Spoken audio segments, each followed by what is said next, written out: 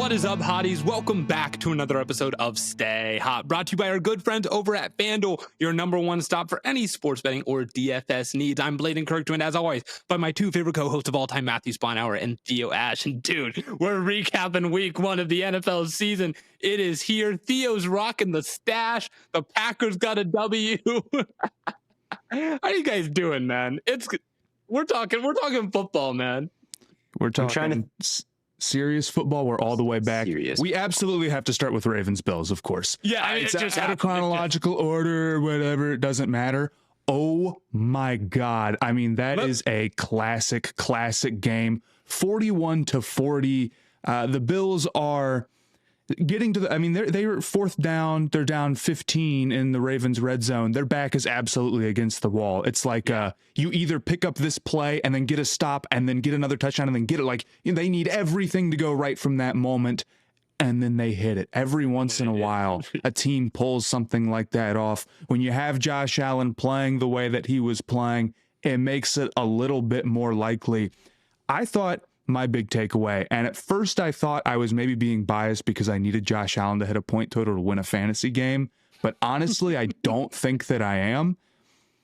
That early in the game, the Bills leaning way too much on the run game and the short stuff. No, it feels like Allen is never given a chance to go out and do his thing. And keep in mind, this guy's coming off of an MVP. He is one of the best to ever do it. And in my lifetime, he's one of the best there is. And I think Buffalo, putting these tight ends out and getting big and their screen stuff, it's good stuff. It's been good for them. They have a successful offense. But yeah, first off, it's not the Ravens. They're not as good as Baltimore. They're straight up just rushing threat talent. And second off, it's got to be the counter punch that keeps you honest versus Allen, not the other way around. Right. And I feel like sometimes Buffalo gets into games and they want to make it the other way. And it was funny because in the first half, what happened? They ran, but then they got in a position where 33 seconds left, no timeouts, we have to throw. Allen goes down and gets him a field goal anyway because he's that type of guy.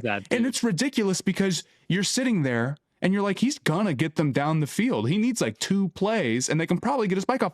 And they do. Of course, it's pretty close. They barely step out of bounds. Yeah, they barely get it, but And it was hilarious that the Ravens tried to run off the field for halftime. Buddy, you got to come back. Absolutely comical. No, I'm literally thinking this whole game. I'm like, dude, if the Bills just let Allen be Allen, that would be a better game plan than just. You got to push the ball down the field more, right? And I understand Baltimore's secondary is different, but look what happened in this game when they decided, hey, we're gonna let loose. They ended up coming. It took a little bit more than just saying we're going to throw, and then all of a sudden the Ravens could do nothing. The Henry fumble, unfortunate. Somebody tweeted at me, he's got 21 career fumbles. That ain't exactly that many. But if you close your eyes and you imagine the Bills winning the Super Bowl, which is the ultimate goal, is it through a honest to God ground game that maybe it is, but no, it's through Allen, man. Hey, no, and James Cook's a baller. James throw a screen to him. Throw a screen to him. Throw a screen to him. Yeah, let Allen build an arm angle. You'll get 50 yards. Exactly.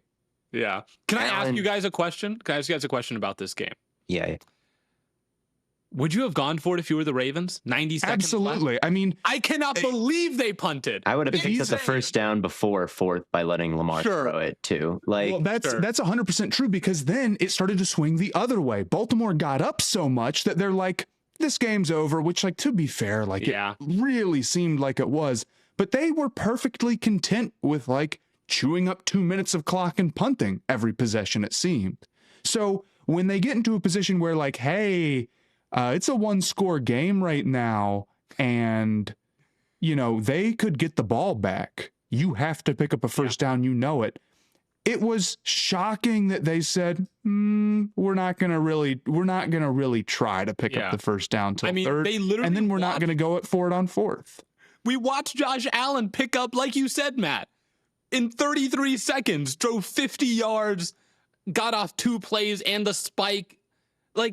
I mean, why, I just what was going through their heads that they I made a thought video that about it. somehow- It's 4th and 2. If you pick it up, you win in the sense that you can knee the ball down and win. Yes. Right. Game is over. The score of the game is 38-40. Serious. And you punt the ball. Keep in mind, if you don't get it, game's not over. They still have to kick a field goal, and you can stop them and potentially get the ball back with a minute left. They have all 3 timeouts. And even if they score a touchdown immediately, you have a ton of time. So I was just really shocked by that decision to say, we don't want to put the game in Lamar's hands. Obviously, like, I think their run game had a lot more juice. So I don't want to just say, like, you know, passing numbers in terms of like attempts is a good way to judge like how much they put on his plate, because Lamar's impact in the rushing game is obviously so crazy. We saw Joey Bosa struggle with it a ton tonight, right? Like learning when to stay and when to go. But super frustrating play calling towards the end there. They were playing not to lose rather than to win. If you're looking at total like touch impact, Lamar Jackson threw the ball 19 times, ran it 6, total of 25 like plays, I guess, on his plate. Josh Allen, 60.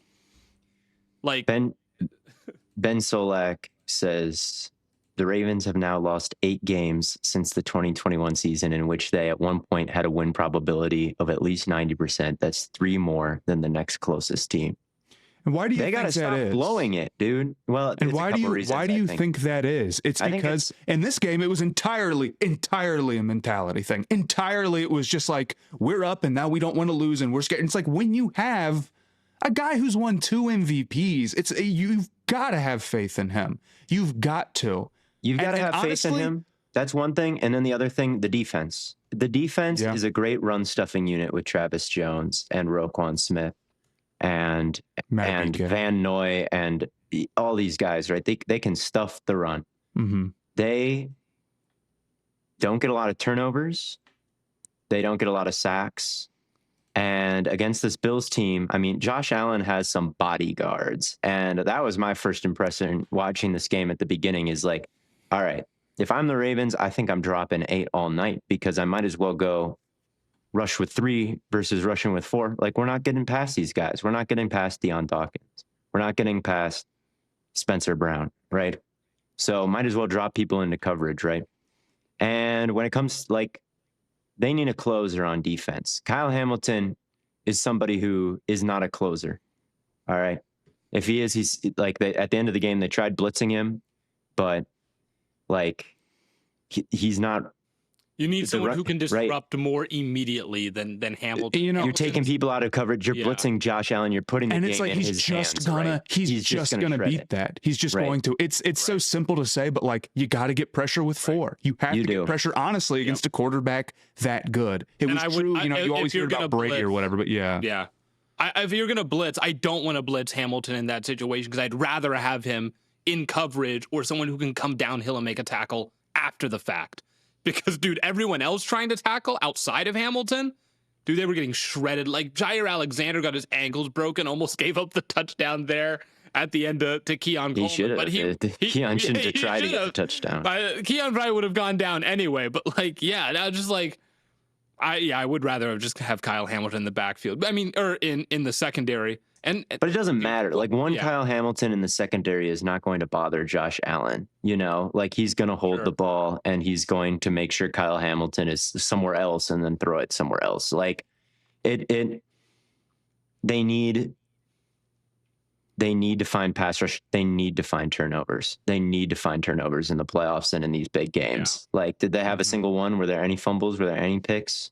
I don't think so. They have this vaunted secondary, but where are the interceptions? They almost had some interception, and they had a couple of close calls that they just didn't quite bring in. There is some variance that didn't go the Ravens' way this game. That's the truth. Henry, we're having this conversation, but it could be a whole lot less, I don't know, enraged right now if Henry, a guy who is very consistent holding onto the ball, doesn't fumble at like the worst possible time. Still, the issues are the issues, but like, they could have closed this one out a lot easier, but you know, I guess it's true for them all the time. Do you know how many? Like it was all Ravens. Like, every big play that you see, it's Derrick Henry. Oh my God, he dribbled someone like a basketball. He sprinting down the left sideline, or it's Lamar Jackson scrambling around for 60 yards to run for a 19-yard gain on what was it, like 3rd and long or something crazy. And I tweeted this out. It was like the offensive equivalent of a bend don't break defense from Buffalo. It's kind of hung around, and then they finally put it in Allen's hands, and that's when things really opened up for them. But I don't know. We are being a little negative about Baltimore because like they just blew a horrible game. They did, but like, dude, Lamar and Henry played outstanding for most of it, and you lost. Sorry, there's a point where you have to win these games. Did. You just have to. You have to. You know how many playoff takeaways the Ravens have in Lamar Jackson starts? How many? One. How many since total 2019? Starts? I don't know. It's a lot though. They're in the playoffs like every a decent number. Yeah, they need to find a way to take the ball away. They need a way to feel like, the Eagles defense in the Super Bowl, right? Josh Allen and Jalen Carter wrecking shit. It's never looked like that for Baltimore. It's never looked like that. And someone it allows... Stay Hot group chat just said Allen had 251 yards and 3 touchdowns just in the 4th quarter. Mm-hmm. Yeah. Good God. Yeah, that's another stat that Solak was on top of, was immediately looking for the most 4th quarter yards in this century, the 2000s. Yeah. And this was the 4th most since 2000. And it's the only amount in the top 5 that was a win. All right. So who were the others? Drew Brees did it in a 20-34 loss. He had 294 in the 4th quarter. Ben Roethlisberger did it in a 13-point loss, 264.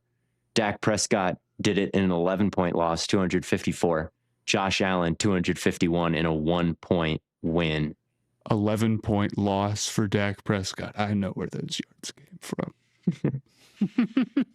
It was crazy. I mean, one of the greatest performances of all time. Yeah, completely special. Completely special. Like, maybe... I'm thinking of just the 4th quarter. Maybe there's been more complete games from start to back, but I don't know. I think against the Ravens defense still has some problems, but they're still a great defense. They were 6th in DVOA last year. To do what he did against that defense is crazy. Yeah.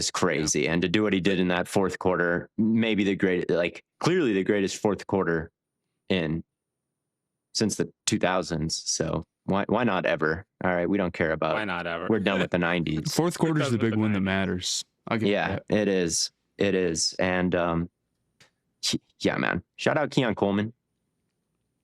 Shout out Jackson Hawes. That catch was tough. I mean, Nate Wiggins broke it up. He broke it up, and then he re-caught it.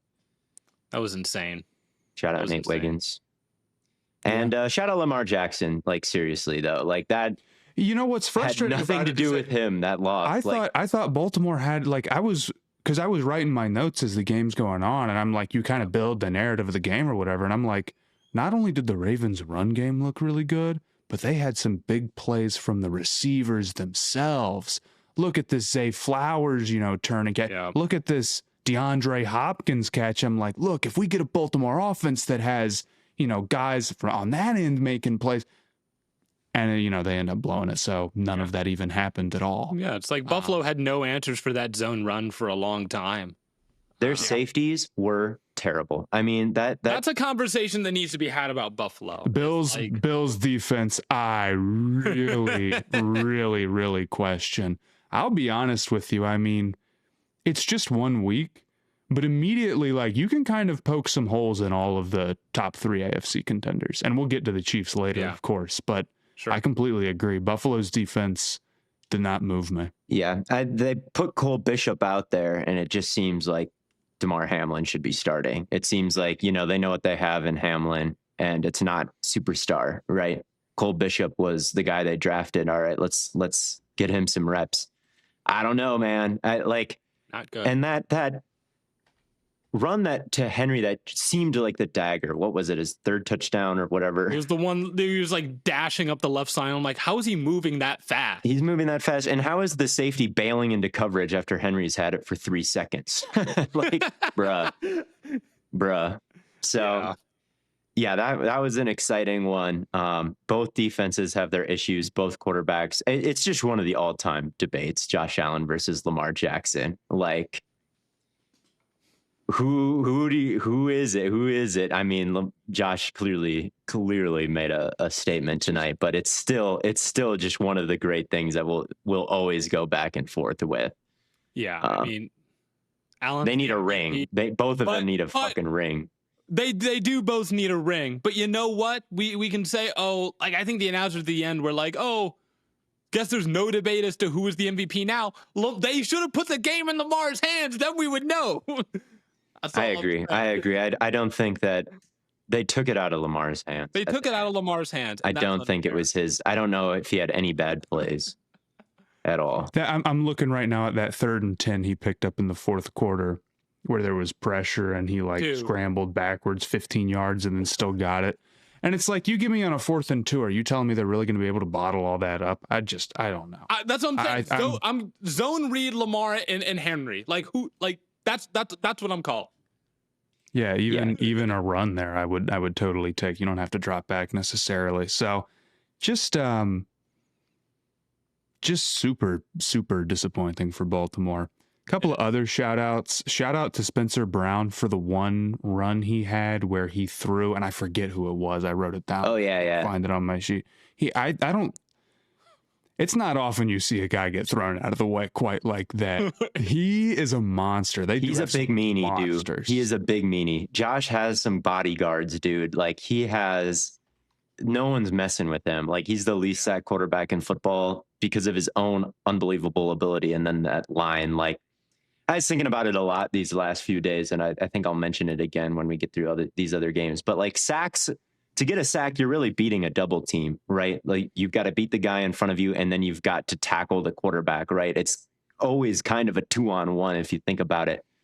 You got to beat Spencer Brown and then go tackle Josh Allen. Like, give me a break. You got to go beat Osiris Torrance. You got to go beat Deion Dawkins. Like the whole line, Connor. Yeah, it's they got big boys for sure. It's the hardest job in the world. It might be the hardest job in the world. And shout out to Kyle Hamilton for trying to get us a real life 1-point safety. That's easily the closest we've ever been. That would have been Kyle Van Noy. Go. It's so funny because Kyle Van Noy, he looked so pissed when he was mad. He was mad. He just like walked out and like Kyle Hamilton threw it away immediately after he needed it. He was mad. Like Kyle Hamilton, if there's one guy we want returning this, it's you, buddy. Like you are 6'6", huge strides, like crazy strong. Like if anybody's taken to this house, it's only you. Dude, the number. Look, you just got to get the ball in Kyle Van Noy's hands, and great things will happen. That's true. Kyle Hamilton did like have some pretty crazy plays, like coming down. Good game. He had a good game. Yeah. He like teleport. He'll be like out of frame. He's like teleports to the ball carrier. I'm like, where'd you come from, big dog? Yeah, he's a problem. Shout out Ed Oliver, defensive player of the year, front runner right now, man. I'd have to agree. The fumble, that's the biggest Bills play in a long time. He played insane. He had that sack early on Lamar, where like a lot of guys get kind of thrown to the dirt there, and he just stayed with it, wrapped up. I was okay. So yeah, he had an outstanding game. But Theo, we've got to talk about your Green Bay Packers. Are they the best team in the NFC? Yeah. I think the expectation has to be Super Bowl. I mean, anything less is a disappointing season. They're better than the Lions. They're better than the Lions. I mean, dude, they just whooped the Lions, man. And I don't want to like get in your way about talking about no, go for it, whatever. Go for it. Well, I'm not even bringing up something that specifically happened in the game. It just makes me so furious that your team is like that and my team is like the way that it is. I mean, I brought this up last time, but like, dude, I looked it up. You've seen 4 losing records in your life. I think the Panthers are on 5 in a row now. It's ridiculous. And like the Packers, absolutely are a serious contender, I think. And we weren't exactly like far away, so call it a week one overreaction if you want. But I mean, could it have been more clear that Parsons just completely changes every dynamic of the Packers defense? It was like a WWE type deal with him waiting on the sideline until third down, right? And him entering the game, like waving his arm. Everybody's going crazy in the crowd. And then he's just kills Sewell, right? Just kills him. And every single time he's in the game, he's just killing Sewell. It's scripted, right? Like, how can we rely on one guy to like completely change everything immediately, right? Like in football, there are so many starters. Like he's just a defensive player, but he's not. He actually does change everything the second he starts in the game. You can rely on him to whoop anybody at any time. Like Lane, he's a mismatch on Lane Johnson. Sewell, he's a huge mismatch on Penei Sewell. There's Milata, these are like these. He's a huge mismatch on Jordan Mailata. Like we've seen it, and it just couldn't have been more abundantly clear.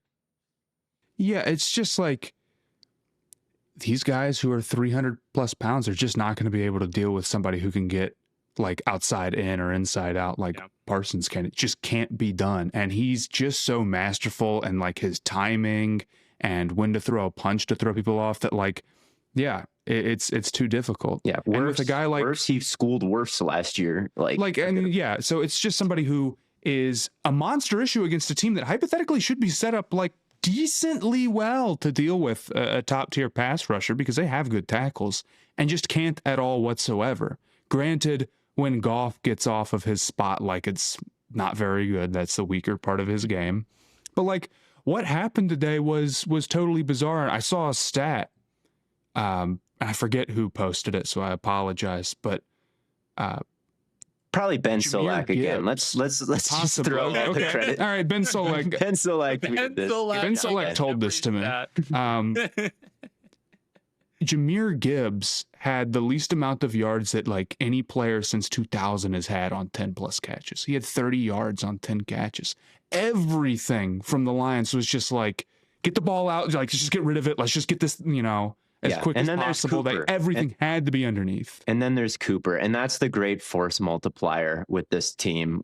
When I was doing the Micah study for the Patreon, right, it just became so abundantly clear that like him and Cooper are the engine that's going to make this entire thing go, because so many already the Packers had the best defense when it came to preventing deep passes because they played so much cover two. McKinney was first team All-Pro. Evan Williams really showed out. They were already good at putting a roof on things and forcing short passes when the pass rush was bad.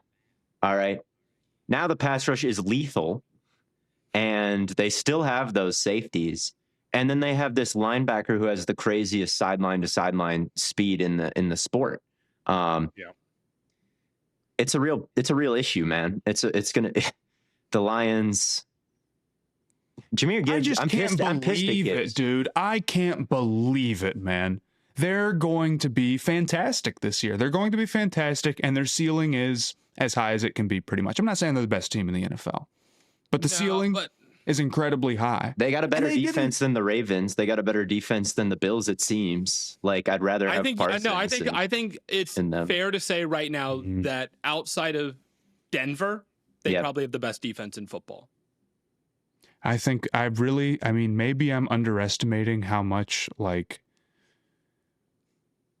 how hard it is to like make a deal happen.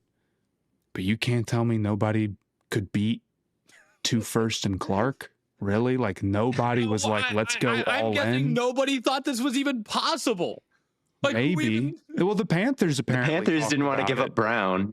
The Panthers didn't want to give up Brown. Okay. But like if Baltimore had called and said Travis Jones 2 firsts and a third. Yeah. I mean, it's like you would figure to get a player like Parsons, and we talked about this, I'm sorry, but like you would figure to get a player like Parsons, you would have to like sell so much that it would make your window so tight. Like it would be such a restriction. And it's just like not that bad. Think about the Luka trade, right? Like they got Anthony Davis, who's arguably a top 10 player in the NBA in his own right. And people are still like, oh my God, well, that's an old player. You know, Yeah. it doesn't matter that he's so good. It's still a fleece. Parsons is that same shit, man. Like Parsons, you expect, like, maybe you expect a 30-year-old player, but that player might be, you know, the 10th best defender in the league. Like you'd hope to get somebody just crazy, right? The broadcast cracked me up early in the game. They were like, we were talking to Dan Campbell and he was just so relieved that Kenny Clark was off the team. Like he seemed more relieved that Clark was gone than concerned that Parsons was there. And I'm like, there is, Yeah, man.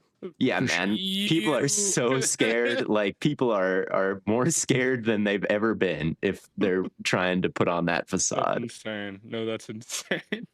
I will say, Lions' run game didn't look very good either. I'm not overreacting to week one because we're very wise here. We don't do that type of thing. But, No. yeah, their run game absolutely didn't look the same. Their interior offensive line has taken a massive step back, and it is not an overreaction to say losing Frank Ragnow might be killer. Yeah. It might be really, really tough. To be fair to them, when they played Green Bay last year, Gibbs had 15 carries for 43 yards in week 14. And then he had 65 yards on 11 carries, which is a pretty good average, and a touchdown. So that one of those games was still good. One of them was a little bit rough, but the Packers played them well. I mean, the Packers last year did such a good job against the outside zones and consistently setting an edge. And then, of course, you know, Cooper's impact as well. But those edges, they may not have gotten a bunch of pass rush, but they were really solid against the run. Adding Parsons into that, even though it was for a limited snaps, maybe don't totally panic on the Lions yet because the Packers played I don't think well. you should totally panic. Yeah. Like the Packers, I think, are a really good team. They're a team that I already had. Well, I had the Lions 5. I had Packers 6 in my power rankings. So, Yeah. you know, the Parsons is really tough to deal with, and they'll play many teams that don't have a Parsons. But they will play Parsons again. And, frankly, for Detroit, the goal is best in the NFC, make the Super Bowl. And when you go up against a team like this, and it seems like they kind of have you in a matchup, it'll be interesting to see what happens when the Packers have to go to Detroit. They're calling it the lemon at Lambeau. I like it. I like it too. I was listening to Detroit radio after the game because I just like listening to people call in when their team gets whooped by the Packers, unfortunately. And it cracked me up because their reporter interviewing all the Lions and Dan Campbell, the reporter for the radio station was TJ Lang. He was honored at halftime for being part of the 2010 Super Bowl team. I was dying. They're like, all right, let's go to TJ Lang. And he's like all somber. He's like, Dan, I know this was a really, really tough lot. I'm like, bro, you're getting the love from the whole stadium. They were going crazy for you at halftime. Now you're here like, I know that was tough. I know where your heart really lies, TJ. But yeah, I'm so excited for this defense. I'm so excited for this defense. No, I mean, they look great. They would be my favorite to come out of the NFC right now, just based off of everyone's one. Well, I want to talk a little bit more about that. We talked about Eagles Cowboys, Blaiden, we did on the Patreon Friday. But Matt, I want to hear your thoughts on that, because obviously to be the champions of the NFC, you've got to get through Philadelphia. And how do you think they looked in the opener compared to someone like Green Bay or a team like Green Bay? Comparing what Philadelphia saw with the Cowboys to what the Packers will bring is pretty difficult, because the Cowboys are the team that traded away Micah Parsons and thus had big pass rushing issues. I mean, for the first half, it's no secret, like they tried to rush 4 straight up very blandly. And they didn't get very far. And Jalen Hurts could just sit back there, and it was kind of reminding me like Chiefs-y type stuff, right? Where everything's maybe underneath, but like any time that we need a successful play to keep the drive going, there goes Hurts or whatever to pick it up. And it's like, okay, well, you can't do this. Like, you can't just sit back and allow them to hold the ball forever and to run. Eventually, they started to like heat Hurts up a little, either with like the nickel blitzes or some stunts, and they got a little interior pressure straight up, I think, a couple of times.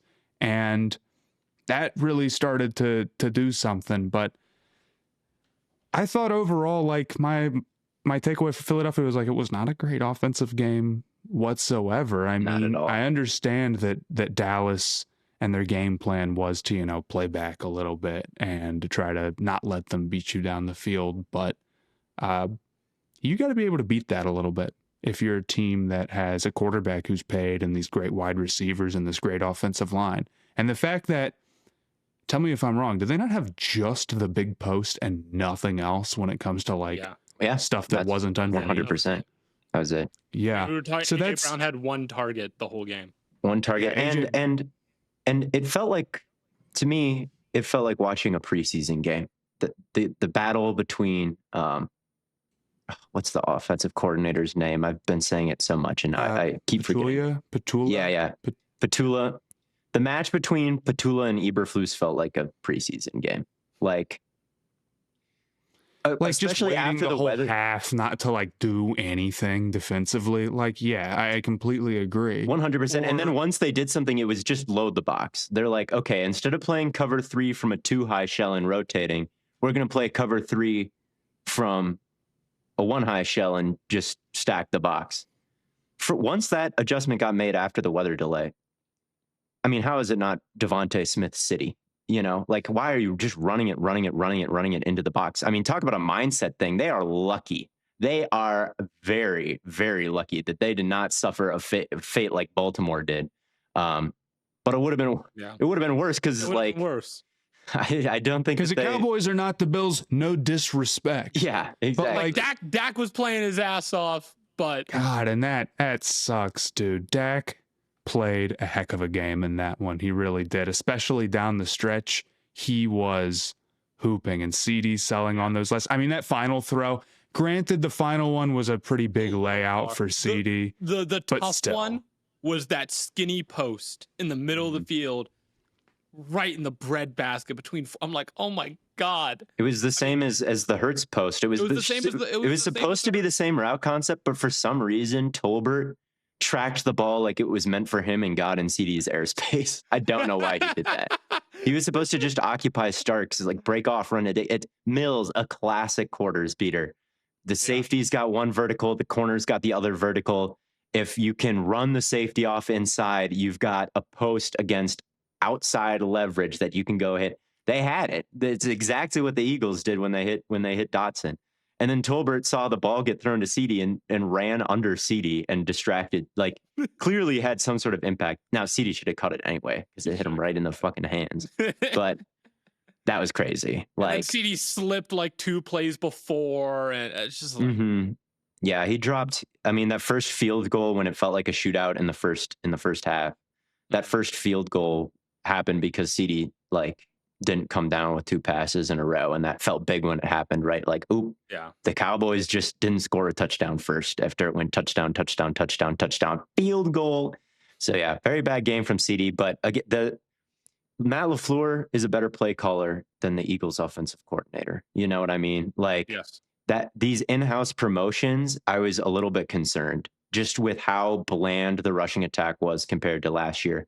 How silly it was not to be able to get either wide receiver the ball. Maybe AJ Brown was hurt. I don't know, but they weren't doing a very good job.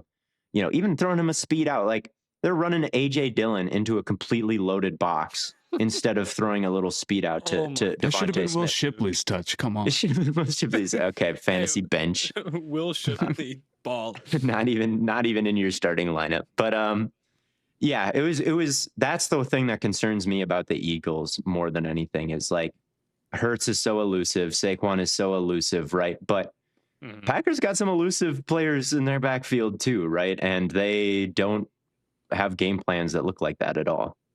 Yep. One other they've found ways to get them involved. So Go ahead, Matt. One other thing that really concerns me, Eagles cornerback too, disaster. Adoree Wow. Jackson, food. That was amazing how quickly that just turned. I mean, we talk about like CD having this horribly like shitty game or whatever. He still put up 110 yards. He could have had like 170 in this one if he wanted, or not if he wanted to, but if he, No, if he he felt like catching the ball, right? Mhm. And give the Cowboys some credit. Like, this is the difference between having Pickens and not here, where there's only one Quinyon Mitchell out there. So he's got to pick his poison. And when he was on Pickens or CD, I think he only let up like 30 total yards on like a Mhm. decent number of targets. So like pretty good. But Yeah. I mean, Jackson just can't be out there. And I wouldn't be surprised. I don't think this is an overreaction. Like, they might be active at the deadline. I could totally see this Eagles team trying. They've already been active. Like they've already traded been away. active. So They've traded for Mechie. They've traded for Howell. They traded for Jacorian Bennett. Like, but they they're a signed team Zadarius that's- Smith. They just signed Zadarius Smith the second the game ended. They signed Zadarius Smith. They're like, I love okay, Howie for that though. I think that's awesome. So you He does not care about the salary cap. you miss 100% of the shots No. you don't take. So that might as well add to the roster. And that's the thing with the Eagles is like, I'm not counting them out of the NFC. I don't think that Packers are just roll into Philly and like whoop them. Like I'm not willing to go that far. Like they didn't have Jalen Carter. Maybe in some weird way they were saving things for the Chiefs game last week. I don't know why you would do that because every game is important. But like maybe they'll come out with a little bit more of a like cohesive I don't know. plan. I don't think this isn't college football. No. I know. You're playing I your know. best game from when you can. Maybe things will get better and there's growth that can happen. Yeah, I'll maybe give that. I can. Yeah, get I mean, down the with. Yeah, you're Eagles right. didn't have the best start to last season either, right? Mhm. It's a long season. I mean, obviously, like all of the, we could sit here and say like, well, it's a long season and a lot can change. You can only win game. Like we could say that after everything, and of course We it's can- true. we But can. it wasn't a great. Right. It wasn't a great game for the Eagles. It truly wasn't. Yeah. And for the Cowboys, like, I don't know. I don't know if it quite enters moral victory territory for me. I think it's got to be. I mean, not to keep talking about Parsons, but I'd be pissed off if I was a Cowboys fan and was just like, damn, we would have won that if we had Micah Parsons. Yeah, Yeah. I mean, straight I think up, they yeah. probably would have. They definitely would have. I want to talk, Matt. Obviously, we have our teams to discuss a little bit, but the game that I want to talk about next is, to me, the most interesting non-playoff implicating game: Raiders Patriots during the 1:00 window. Geno Smith, Ashton Genty making their Raiders debuts. Drake May didn't have the best game, but I'm leaning towards not his fault. What are your guys' thoughts? Not his fault. I Drake didn't May? catch this one. This one I Okay. did catch, and I agree with you. I feel like the Patriots are going to be victims of their high expectations this offseason. Again, like the sneaky wild card team, 8.5 Yep. win over under. Like it all felt a little bit high to me. They go play the Raiders week 1, they lose, the offense struggles. Like, and the narrative is like, okay, how long are we going to wait for May to really break through? All right, the expectations were high and he's falling short. Like, there's all this hype. He's got all these tools. He's got, he's been kind of anointed by the podcasting sphere as the next great one, and where are the results going to come? And there are games like today where he threw a pick. He had a couple overthrows, but all in all, like, I thought he played fine. I thought in the pantheon of all the games that have happened in this decade and it will happen this season, like it was a very average, like non-notable game with some really good plays with really high-end accuracy and also, overthrows. But like the overthrow by my count was 2. He had one on the first drive that was the sail on the out route, which that sailed. I keep watching this back, and I'm like, the receiver was like 2 yards short of the sticks. That was a sail. I don't know why he sailed it. I'll have to look at the all 22 a little bit more. But he threw it like out of bounds. Like there's no way. But I'm like maybe he was trying. You'll make an excuse regardless. He had Hunter Henry that he overthrew at one point on the kind of the left seam. And then, of course, the pick was an overthrow, but that one I don't count so much because Crosby killed him on a stunt. Like, just killed him, right? So the ball fluttered, he threw a pick. It's like, okay, sometimes that's just how it is. And he took a lot of vicious hits in this game, I thought. Like, some even that I thought were a little late. But, yeah, like, he missed the one to Henry on the left side, but he also hit Henry on that same side. Like, what was it? The drive before, maybe I think it was even the play before, hit that exact same seam up the left side, put it back shoulder, and was able to get his receiver turning around there. So, like, he made some really great throws. He was 30 for 46. Right? Like, to say that he had a bad game completing 30 passes, I think feels. To say he had a bad game, yeah, I think it's wrong. There's a lot on his plate right now. I mean, he drops back a lot. All right. There's no training wheels on this Josh McDaniels offense right now. He is the guy to drop back, push it down the field. Protection, not Keyshawn Boutte and Hunter Henry. Exactly. Like Stephon Diggs didn't look great. Will Campbell didn't look great. Like, the pass protection was not ideal. The weapons are not ideal. He's trying to win the game with his arm. You know, there's not that much of a run game either. And they were playing the two high shells most of the game. Las Vegas was. So just not ideal circumstances and not an ideal passing environment. You know what I mean?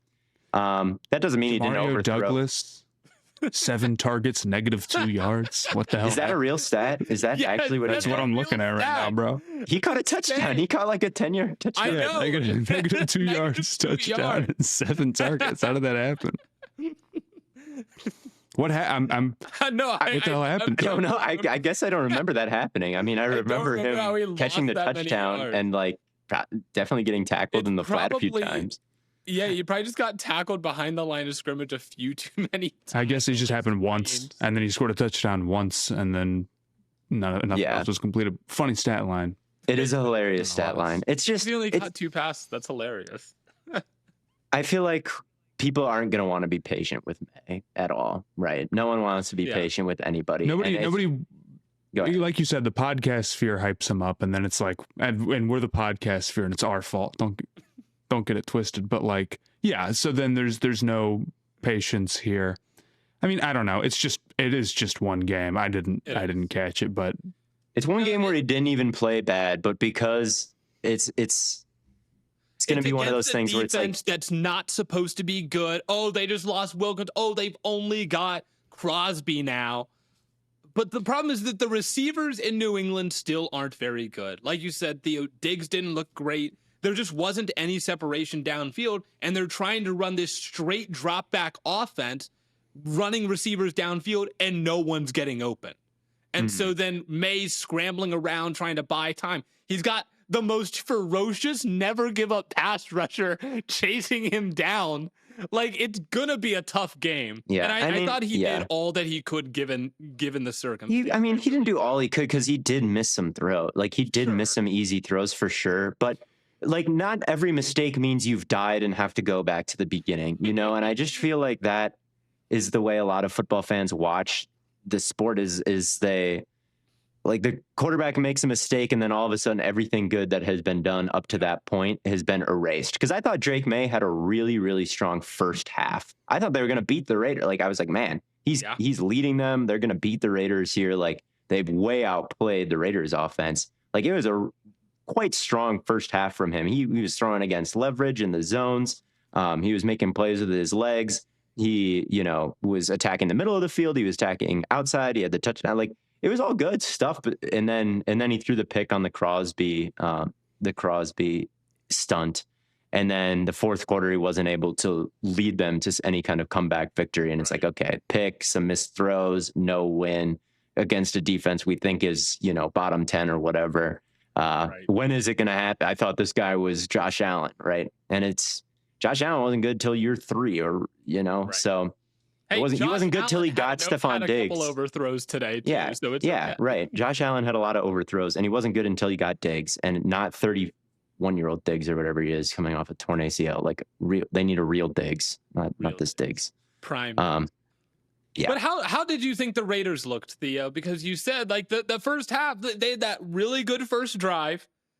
Yeah. And then nothing for like a quarter and a half. Yeah. Like midway through the third. They were loading the box for Genty, and he only averaged like 2 yards a carry or something like that. And then all the pocket for Geno was very muddled for a lot of the game. Yes. Bad job picking up stunts for the Raiders. Not a great game from Ashton Genty in pass protection, I think. I'll go back and check the film on that. But Geno was under a lot of pressure with some of these blitzes and some of these heavier boxes. But he kept bombing it downfield, and he ended up with 360 yards against these loaded boxes. Bowers had over 100 yards on very little like 5 play catches. time. He wasn't out there very much. He got hurt in the fourth quarter. Yeah. I saw that stat, and then I'm like, oh, well, they're not. And I looked it up. He still had 100 yards. Still had 100 yards. So, like, he was ripping off gains. Like, Jacoby Myers had a bunch. Like, again, Geno is a gamer, man. He's an ethical hooper. And I think that Thornton had some nice plays. Besh had some nice plays. Everybody had some nice plays, really. Myers was cooking, yeah. Myers, yeah. So, I thought it was a decently promising game, but the offensive line and the overall pass protection plan was rough and needs to get way, way better. Yeah. Because there was no Gonzo. All right. There was no Gonzo. Yeah. And if he was stuck on Myers the whole game, this could look very, very different. Yeah. Because I thought he was slinging it, man. I'm like, he was, from the first snap, I'm like, oh, this is way different than last year. It's not even close. I'm like, his average depth of target, I think, was double digits. I think he got up above 10. He was slinging that thing. So he was going crazy. The secondary was a bit disorganized on defense. So that wasn't great, but yeah. But I thought Geno looked really good. And you're right. Like, if they can get the pass protection down, they can look a lot better.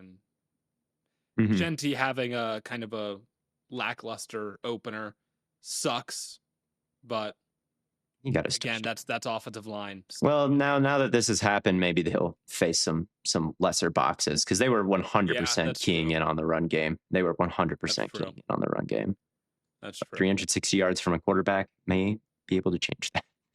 It might. But Matt, you were watching the Carolina Panthers today take on the Jacksonville Jaguars. There was a rain delay in this one. There was also a delay. There was also a delay in Bryce Young's arrival, Matt. Yeah, I was trying to think of a pun to get to that, but I got nothing. Matt, how concerned are you for Bryce right now? Well, first off, Theo, you texted in the group chat like, yeah, I think I'll be keyed in on Panthers Jaguars. So I thought I had somebody in the trenches with me. I caught a couple Travis Hunter moments. It was so bad. This game was so bad. And here's why. You shouldn't overreact to one game. But the way the Panthers looked is that the things that they have invested in are not any better. That's how they looked in this game. First off, their rushing defense. You spend the entire offseason getting these defensive linemen. You bring back Derek Brown. It's like your number one focus. You let up 200 yards on 6 yards a pop. Not great. Yeah, don't get me wrong, like Liam Cohen, very creative guy, had a couple of end arounds. Really, had one on the resume for a touchdown. Awesome, dude. But I'm seeing linebackers just like get turned around or just run themselves out of plays, or defensive linemen just get unlike simple split zone, just get crushed and completely taken out of it. And to be clear, like before basically garbage time, they were at like 9 yards a carry.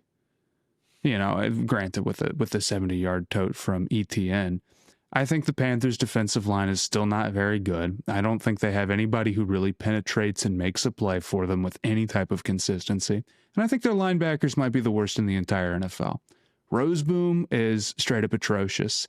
And like, I was thinking about it, and it's like, I bet you a lot of quarterbacks, Lawrence didn't have the craziest game, but I bet you a lot of quarterbacks are going to have some highlight throws over the middle where it's like, he fit that in the tightest window ever this season against Carolina. It's like, how did he think to throw it? It's because like you can Nothing bad is going to happen. just like Roseman. Nothing bad is going to happen. Wallace and Roseman, they're just not going to make a play on it, man. Like it's not going to happen. You think about like Fred Warner and how he has this range and he shuts down such a big part of the middle, right? Like when you have terrible linebackers, the exact opposite. You can do whatever. Yeah. Nothing, like it's just not going to make a difference. And again, in the run support, they just run themselves out of shit or whatever. And they got like lost and they'd leave somebody open on just like a simple like play action boot type of thing on the goal line or whatever. So it's like, it's just super weak.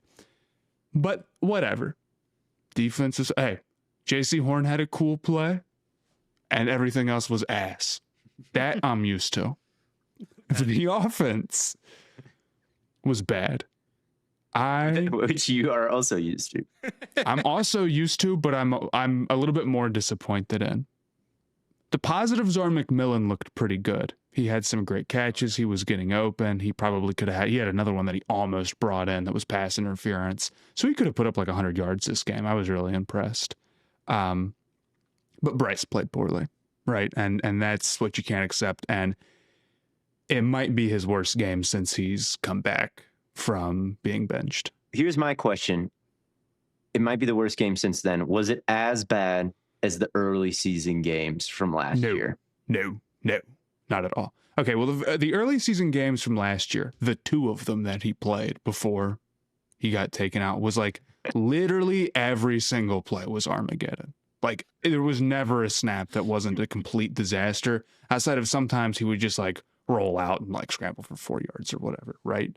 In this one, there were still moments where like on a 3rd and 7, there was, some pressure. They dialed up the heat and he threw with anticipation to McMillan and hit him in like perfect spot. I'm like, all right, that's what you got to see. If Bryce is going to make this thing work, those are the type of plays that you have to make. And like his placement on those types of throws are always good. And he had several of them. He had another one where he hit Sanders just like up the seam, but he placed it well so Sanders could like fall back away from the safety that was coming over to make a hit, and Sanders held on to it, which was awesome, right? But he had a lot of bad in this one. He got pressure in his face and missed what should have been an easy touchdown to Renfro on a 3rd down that was killer. He had an interception where he just didn't see a safety come down and it was picked off. And he had a really, really lucky callback on a holding where he tried to like scramble and make a play and like tried to flip it. And it was just like, not to be a hater, but like it looked like Will Levis, right? Mm-hmm. And it looked like a joke, like disaster play. And it was a pick six. Legend. And it ended up getting called, Stay Hot Legend, but it ended up getting called back or whatever.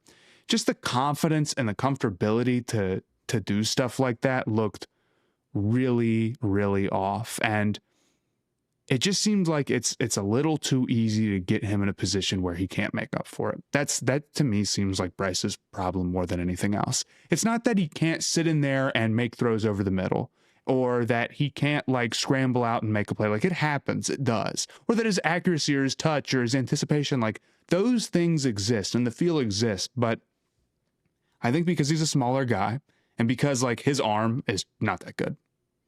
It's just not, like in terms of how hard he can, it's just not, right? That everything's got to be right. A lot has to be right. Like in this game, for instance, Corbett was snapping the ball horribly, right? Way outside of Bryce Young's frame or whatever. He has to bring it back in, and that throws off his timing. And I think that made it, difficult for him. And like, that's a valid thing to point out is like, hey, the Panthers aren't putting him in this great position. But ultimately, as the season goes on, it's year 3. You have to hold him to the standard of you were the first overall pick. You are the most important player on the team. You've got to be an elevator. It can't always be that everything has to be perfect for you to play well, unfortunately. And don't get me wrong, like, again, it wasn't even just the snaps. Leggett, just a terrible anti-toe tap where it's not that close, but he takes a big clomping step out of bounds instead, and it's not completed. Deja vu with that Jonathan Mingo. It wasn't that bad, but it was, reminiscent of it. And just like a handful of drops or whatever that could have been caught. I think he can have better games than this, certainly. But like, you know, it's Thielen is gone. Thielen's gone. It's year 3. That's kind of my thought. So Year 2, right? No, it's year 3. Yeah, this is year 3. For Bryce? It's year 3. My bad. I'm still thinking about the raccoon eater. But like, it's look at it's I just don't think the defense is that close. Like, I don't think they're gonna scare people with pressure. I don't think their run defense is gonna be that good. Maybe it gets better as the year goes on, but like, this is a horrible showing for a team that like is trying to work its way out of literally the cellar. And we just need to see Bryce get more consistent. He's got to be able to play more on time. Maybe the snaps are hurting him more than I think, and that can get better, and that can stabilize things. Because, again, he played good games. Like, it's frustrating because there's moments where he can maybe go above and beyond. There's moments where he gets out of the pocket and he can make a play. You can tell that, like, his processing is good enough. Obviously, easily his processing is good enough. But I do think that's got to be at an elite high level all the time. There can be no mistakes because he has to overcome so much physically. Yep. He does more than any other quarterback in the NFL, I would say. Yeah. So frustrating game for Carolina. And that's why I'm so mad at you today, is because I'm watching my team and it's like, you can see like game 1. It's like, this might just be the exact same it was last year for like the 9th year in a row, whatever that. And I knew this was going to happen the second they lost that game to the Broncos in 2015. I knew this was how life was going to go going forward. It's like, and I've said this before on the pod, but like, you see when you look back at a team's history, these long, like 10, 15-year stretches where the team does nothing. And you're like, how did the fans possibly stand that? How did they get through that? What were they thinking then? Now I know. They're thinking what I'm thinking. They're me, I'm them right now. And it sucks, dude. So it does. You're when your team has like never been bad and you've seen 4 MVPs and a Super Bowl and blah, blah, blah, or whatever. It ain't right. Look, you we never got a first overall pick. You've never been so lucky. Franchise changing. Oh, you guys, probably a bunch. Oh, I get these franchise changing players every year. We never had the right to select Tim Couch, so. Damn, y'all keep blowing it. We got to sustain this thing off the 30th pick in the draft every year. That's the problem, right. Theo, is that we keep drafting bad players and then expect them to be good. I know. Don't take it out on me. I have a question for all of you before we get out here. What is the one take from week 1? All offseason, we've been yapping, right? Yeah. Mm-hmm. What is the one take that instantly you felt sick about and just instantly regretted with this? Hit us with yours. Nobody comes up with this question without having one they want. All right. My answer is the Steelers offense, kind of. Oh, yeah. There's a couple. Well, the whole Jets game, like the Jets offensive line, maybe M'Boo. The Jets offensive line looked really good. It looked really good. So maybe I'll say both M'Boo and the Steelers offense. It is very funny that both the Steelers, like not even both Aaron Rodgers and the Jets both had like a better performance today than they did all last year. They switched quarterbacks. And how is that possible? Here's what I specifically regret about the Steelers. I regret saying that Rodgers was a worse option than Russ. That I regret very quickly. Because with Rodgers had 4 touchdowns today. He didn't look fantastic or anything like that. But the blend between his skill set and what he wants to do and Arthur Smith's skill set and what he wants to do was actually satisfying today. Like, Arthur Smith, what does he want? He wants to get the ball to like Jonnu Smith on some of these screens, right? He wants to get under center and run the ball. How do you kind of blend these things? Well, what if we run like an RPO out of spread to Jonnu Smith? Like they just kind of found these kind of happy mediums, I felt like, of where it's like, this is Arthur Smith gets what he wants. Aaron Rodgers kind of gets what he wants. Like it's kind of a happy marriage here. They were plenty of plays where they were running, right downhill from under center. But when they needed to, they got in gun and were super spread out. Like everything kind of made sense. I do think it was kind of the best of both worlds. I felt like they both are two people who lean too much into their preferences, right? When it's not ideal. And it didn't feel like that today. It felt like there was actually some compromise and some give and take that they both needed, which was kind of best case scenario. And I think Rodgers at this stage, he's still probably closer to someone like Matthew Stafford than someone like Russ in the way he's able to sling it, right? He's able to sling it over the middle of the field. He's able to, get through multiple reads. He's able to operate a quick game offense. He's able to still, roll out off his back foot and throw it on a line like he did on that touchdown to Austin, right? Over several defenders under pressure, fading away. Like, is it great all the time? No. Was he inaccurate? Was he a little bit sloppier than you'd think? Like, than he was in his prime? Like, absolutely. But the offense looked better than it had and more varied than it had at any point last year. The deep balls to Pickens were nice, and Russ certainly was better at throwing those last year than Rodgers was. But in terms of being able to design a complete offense around him with like multiple things that scare you, like Rodgers is better than Russ. And that was a mistake to say otherwise. Here's the question. Are we leaning that all those years in Atlanta, Arthur Smith, not his fault? I don't know. I think Arthur Smith has had very valid issues. I mean, I don't think it was all not his fault at all. Like there were certainly some silly decisions that got made and silly play calling. And there probably will be that this year at some point. I question who you're blaming if it's not Arthur Smith for this. Rita? I can't. I'll give you the take that I most regret. Okay. Yeah. Saying the Browns will win 5 games. You think they'll win more? You're that negative about them? Dude, this was the one game in this like first 6-game stretch that I thought they could win. And I'm going through this and I'm like, dude, the defense looks pretty good. Like they're shutting down the vertical passing attack of the Bengals. If they can just not have a stupid mistake, they'll win this game.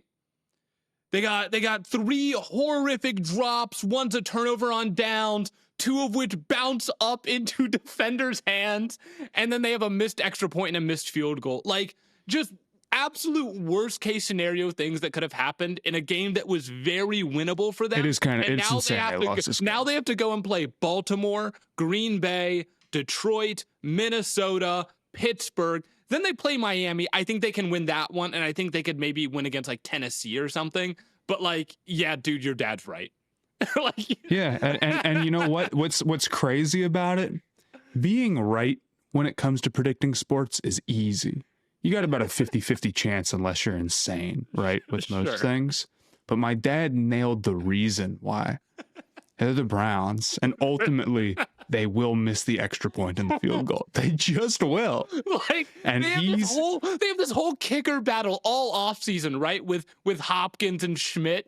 And Schmidt's perfect through camp, perfect through preseason. And he gets into the game. And instantly blows it because... And it's not his fault. It's because the helmet he's wearing is orange. Like it's just the way that it is. One of my greatest fantasy moves was getting the monopoly on the Browns kicking situation in the bad kicker league. You only get points cut after next week. Obviously, that's the problem. It worked too good. It worked too good, and now he's gonna get cut because you get points only when your kicker misses a field goal. I drafted Hopkins and Schmidt, and then kept the one that won the job. Huge game week 1. Missed extra point, like missed chip shot field goals, and now it's all gonna be over because they're gonna bring in fucking whoever. Young Goku when he gets cut.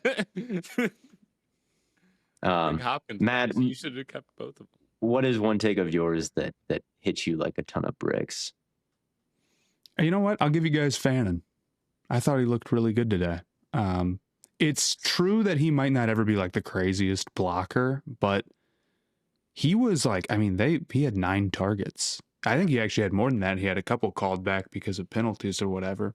And like a good number of them were just like being the option in the flat. But like the reason why they wanted him out there to be that option is because the after the catch stuff is going to translate. I really do think it will. Like we saw today, he had one where he like laid a guy really bad and then, ran for 10 yards or whatever, and it got called back. But like you could see the vision, and he was able to get himself open downfield. He had another one where he kind of had like I don't want to say a whip route, but he kind of like had a turnaround, like stop and hit the other direction. And he hit that and got open. That's against the Bengals defense. So take it with a grain of salt. And I'm sure his numbers might be like a little bit more boosted than you think, because like Browns throw a lot or whatever. So like the counting stats might overestimate him or whatever. But he's also 21 years old, right? Like he's one of the younger players in the entirety of the NFL. So I think he looked pretty good today. I was impressed by him, and I was impressed. This isn't like I was way off, but I was impressed by Schlesinger. Yeah, I thought he was really good. I thought Samson also looked really nice. Samson also had some really good plays. I wouldn't be surprised if Samson does not win that room. I mean, he already had the most carries. He already had the most carries. Jerome Ford, unfortunately, is like just really not that great. The problem with Ford is he just can't break tackles like at all. Like I don't know what it is. Contact balance is just terrible. He's fast. You get him at open field, he can burn angles. He's elusive, but if he gets touched, he's going down like every single time. So shout out Chuba Hubbard. He was so good today. He's so good. It's really incredible what he's become. He's one of the few players on the Panthers who is consistently good. There should never have been any question about paying him $8 million. That's our one guy. We have to give him. So shout out to him. Shout out Justin Fields. Shout out Justin Fields. Sort of. I thought Fields played a pretty decent game.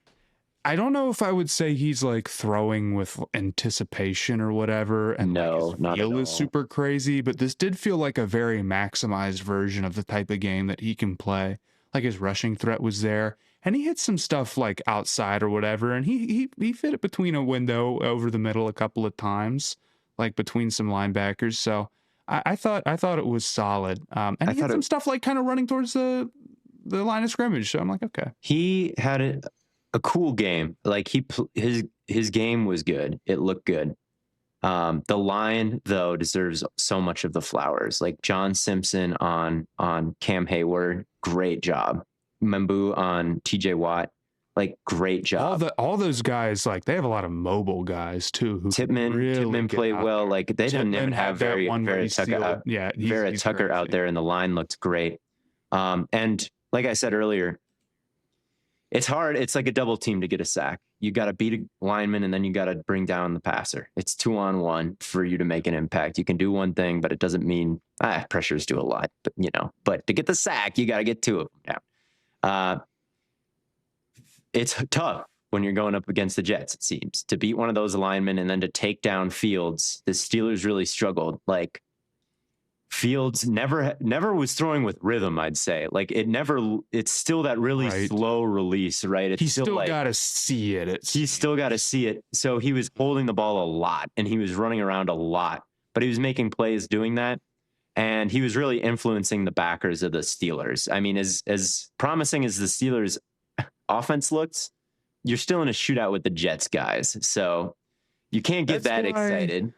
That's why I'm having a hard time taking away like serious opinion, like coming to conclusions off of this game. I know this cannot be the reality that we live in. Obviously. We could look back on this and say like, damn, that we were 4-13 teams were really duking it out that week 1.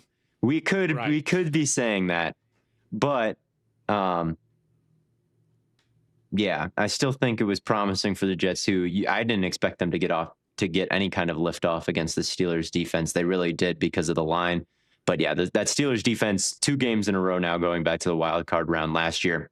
It's like they're playing without linebackers when they go up against a quarterback who can run. Like the amount of gravity that a simple bootleg has against Peyton Wilson and Patrick Queen, like it completely changes their trajectory of the run fit. And And yeah, you go up against a decent line, they're really going to punish you for that. So good game from Breece Hall. And their play caller must be better than who Philly has, because once they started loading the box, they got the ball to Garrett Wilson. And Garrett Wilson had a pretty great game. See how that can work sometimes? You could do. I know. You don't have to just run it over and over again. You can go to the outside receiver. So it was good to see that. He had 95 yards, but it wasn't on 23 targets or whatever the hell. It truly is special to watch this offense go. I will say I was immediately aura blasted by Justin Fields in the Jets green. Yeah. And Aaron Glenn out there. Aaron Glenn's got aura. He's, like I said, spirit, man. He's got spirit. Ulbrich and Salah, you know what, Theo, don't have a shred of the You might have been right. Their defense got cooked, but you know. Yeah. Also, Matt, we were right. You were right to draft Sauce in the top 30 player draft. He played an incredible game. They lost. They got Aaron Rodgers threw 4 touchdowns. Sauce played an incredible game. Fitting the run, it was nice. He's not this guy who just bites ankles all the time. Like, he fit the run. He shut down DK Metcalf whenever they were one-on-one, except for the one play that bounced off. He broke up the pass and then it bounced off his guy and then it landed back in the arms of DK. That was the only time Sauce got beat. So I don't know. So look, we're sitting here at an hour 10. There are 2 other games that I could talk about here today. Let's save it. I got to go pick up. I want to save it. I got to go pick up Cammy from the airport in 20 minutes. So I want to go pick up his girlfriend. You know what? I get that. Tennessee Titans and Denver Broncos, Chargers and Chiefs are 2 games that I think we should definitely hit on the next episode. And we got to Chargers Chiefs. We got. We can hit Chargers Chiefs quick if you want, because that let's hit Chargers Chiefs right now. So long we can save the Cam Ward debut for the next episode, along with we got to talk about Daniel Jones. We got to talk about Marv and Spencer Rattler and all those cats. Chargers Chiefs, dude. Are you more impressed with the Chargers or more concerned for the Chiefs? Let's start there. That's really tough, honestly. I thought I was pretty impressed with the Chargers. I mean, obviously Justin Herbert played incredibly well, right? Mm-hmm. Just hitting throws all over the field, of course. And when they started trying to heat him up, because the Chiefs were not really getting that much pressure rushing straight up, he handled it well, like any of those top quarterbacks would, and went out there and closed that game. I might be more concerned for Kansas City. Is that crazy to say? I mean, I don't think that this is like the true version of them, right? Because a lot of this game to me, at least on the offensive end, was Xavier Worthy goes out on play 3 because of mesh. And yep, you see it. Because of mesh. I like how not because of Travis Kelce. And then it's like they instantly, it's like we're right back where we were. There's no Worthy, there's no Rice. The receivers are just not the level that they need to be. And it turns back into like the offense is going to move the ball, but it's going to be like Mahomes heroics or like stupid 3-yard runs. And then it's going to be 3rd down and he's going to like waddle out and pick up the 1st down because no one's going to get open. Or he's going to sit and like find somebody like sitting in zone after kind of like scrambling for a little bit, or it'll get to like 4th down. It'll be one of these like rollout, like play design, like we just barely survive and just chew ourselves down the field or whatever. I don't think that's the final version of this Chiefs offense. Like, I don't know how long Worthy's out for, but it seems like it doesn't necessarily have to be the season, right? There's a lot of injuries it could be that would be a shorter timeline. And Rice, we know, will come back after another 5 games in suspension. So, like, I think that can completely change the dynamic offensively. But defensively, it's not a reaction if you say, or not a crazy reaction if you say, like, before, we were probably a little worried about their talent. We said last year, you know, the defense is starting to head in the wrong direction, right? It didn't add, like, a whole ton to it. And now we're sitting here, and the defense looks like there's just a talent deficit. So I'm pretty concerned about Kansas City and where that puts them. Now, don't get me wrong, if the offense gets super high-powered, they're right back there with everybody and they can go make a run, and we have concerns about the Bills defense and the Ravens defense or whatever. But yeah, I'm worried about Kansas City a little bit. I'm a lot more impressed with LA than I am concerned with Kansas City. I think I have to agree with you, Theo. They putting the ball in Herbert's hands and throwing out of those heavy looks the whole second half was pretty nasty. I feel like this wide receiving core is very well built all of a sudden. Like you've got Because Quentin Johnson. You know what? Maybe that should have been my take. I was like, these receivers are actually kind of looking pretty decent. and they kind of Allen looks complement like each he's other making well. an Like impact. you've got But Quentin that Johnston only who happens has because Johnston is can produce, catching and it's like the if he football. could catch, bro, he would really be putting up crazy numbers. So like, respect to the Chargers receiving room. If they stay at this pace, it changes what they are as a team for sure. And that was something I wasn't high on Yeah. before the season. yeah, Keenan you've Allen got caught 7 balls. Lad McConkey was like, yeah, dude. it's balanced. Like you've got the deep threat, you've got the height, weight, speed guy Johnston who can apparently catch sort of now. You got the underneath guy and you got the intermediate guy in Lad. Like it just kind of makes sense. All these builds they have together. At any rate, I think the Chargers offense seemed well built. It seemed like they still had the threat to kind of mash you on the ground. I don't know how real that threat is, and maybe that's something that'll get exposed over the course of the season. But you're playing the Greg Roman, Harbaugh Chargers with this first round running back, right? You're like, man, they're probably about to run it on us. And then they did a nice job just diverting all that into the pass game. And Herbert obviously played well. Khalil Mack had a fantastic game. Tuli Pelotu as well. Just the edges played well. Tarheeb still looks like a guy. Derwin James played well. Like I just thought the Chargers looked like a really, really good team.